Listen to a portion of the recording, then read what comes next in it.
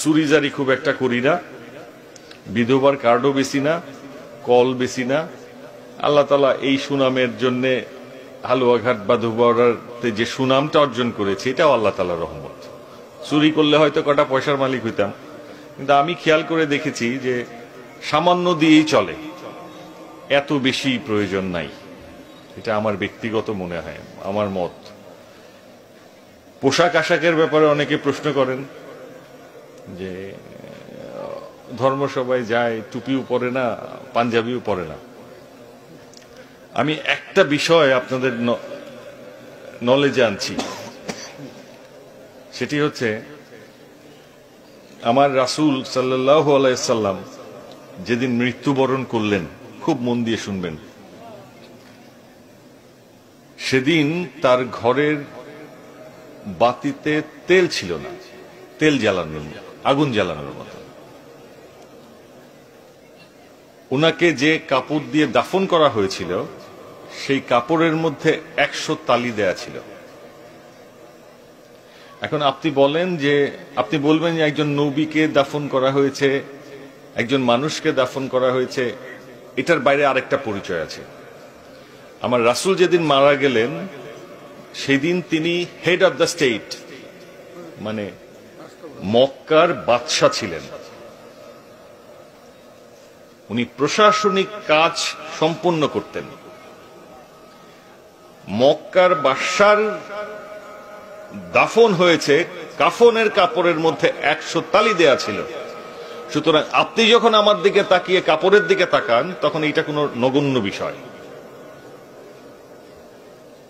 আমার লজ্জা নিবারণের জন্য আমি যে পোশাক পরিধান করি এটা শুধু লজ্জা নিবারণের জন্য, এটা কোনো মুখ্য বিষয় না। আসলে আপনি যখন জানবেন, আপনি যখন বুঝবেন, আপনি যখন কোরআনকে বিশ্লেষণ করবেন, আপনি অনেক বেশি ভালো হয়ে যাবেন। কিন্তু পরিত্রাণের বিষয় হচ্ছে যে পবিত্র কোরআন জানা ছাড়া আমরা কবরে চলে যাই। এটা হচ্ছে আমাদের জন্য পরিত্রাণের বিষয়। এই যে আপনি আমাকে বলবেন যে আপনি কেন এতগুলো ধর্মসভাতে যান, এটাও একটা কারণ। কারণ আমি মৃত্যুর দিকে এগোচ্ছি প্রত্যেক দিন, প্রত্যেক মিনিটে, প্রত্যেক সেকেন্ডে আমি আস্তে আস্তে কবরের দিকে এগোচ্ছি। আপনারাও যারা এখানে মানুষ রয়েছেন, সুতরাং আমি চিন্তা করছি আপনার চেয়ে আর একটু বুদ্ধিমান হয়ে যে আমি ওই যে কবরে শুয়ে থাকব তখন যাতে আল্লাহ তাআলার রহমত আমার উপরে নাজিল হয়। তার মানে আমি আপনার চেয়ে বুদ্ধিমান।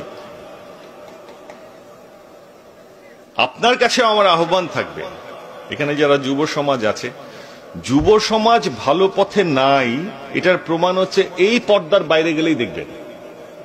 এখানে যতগুলো মানুষ ধর্মসভায় বসে আছেন তার 2 গুণ মানুষ বসে আছে ওর বাইরে। তার মানে প্রমাণিত সত্য যে আমরা আমাদের সন্তানদেরকে মানুষ করতে পারছি না। এখানেই প্রমাণ। এই পর্দার পরে শুধু তাকায় দেখেন অবস্থাটা এখানে কি।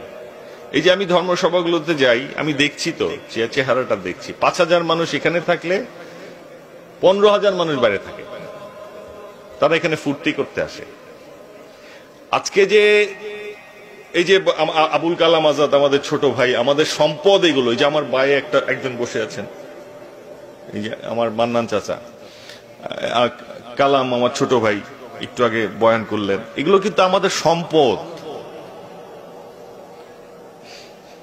তারা ছিল বলেই আজকে কিছু অন্যায়ের বিরুদ্ধে প্রতিবাদ হয়। চেয়ারম্যান বলেছে এটা, যে আমরা তো আসলে সব কথার প্রতিবাদ করতে পারি না, তারা আছেন বলে এগুলোর প্রতিবাদ হয়। এখন আমি আপনার কাছে বিনয়ের সাথে বলবো যে আমরা যারা রাজনীতির সাথে যুক্ত আছি, সমাজনীতির সাথে যুক্ত আছি, তারা খুব বিব্রতকর অবস্থায় দিন যাপন করি।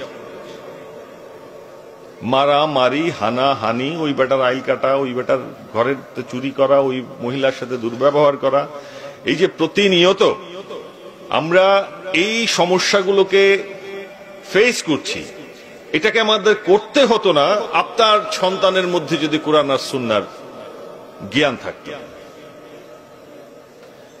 আপনি পুলিশ বানিয়েছেন, আপনি সেনাবাহিনী বানিয়েছেন, আপনি র্যাব বানিয়েছেন, আরো আইন প্রয়োগকারী সংস্থার শেষ নেই। জজ ব্যারিস্টার বিচারপতি তো রইলই, আপনি অপরাধ বন্ধ করতে পারছেন? আমি একটি কথা সব সময় বলি, সব জায়গায় বলি, মাদ্রাসা পড়ুয়া একটি ছেলেকে আমি অন্যায় করতে দেখি না।